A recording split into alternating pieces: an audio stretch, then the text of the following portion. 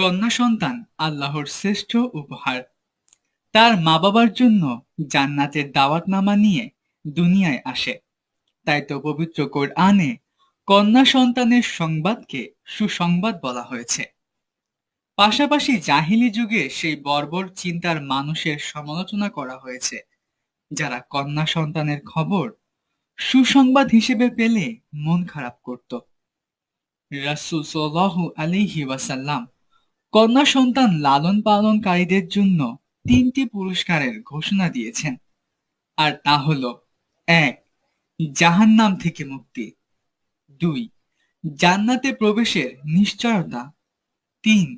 জান্নাতে রাসূল সাল্লাল্লাহু আলাইহি ওয়াসাল্লামের সঙ্গী হওয়ার সৌভাগ্য। তাই মহান আল্লাহ কাউকে কন্যা সন্তান উপহার দিলে সন্তুষ্ট চিত্তে তাদের লালন পালন করা আবশ্যক, কেননা তারা জাহান্নাম থেকে মুক্তির উপায়। হযরত আয়েশা রাদিয়াল্লাহু আনহু থেকে বর্ণিত, তিনি বলেন, রাসূল সাল্লাল্লাহু আলাইহি ওয়াসাল্লাম বলেছেন, যে ব্যক্তিকে কন্যা সন্তান লালন পালনের দায়িত্ব দেওয়া হয়েছে এবং সে ধৈর্যের সঙ্গে তা সম্পাদন করেছে, সেই কন্যা সন্তান তার জন্য জাহান্নাম থেকে প্রতিবন্ধক হবে।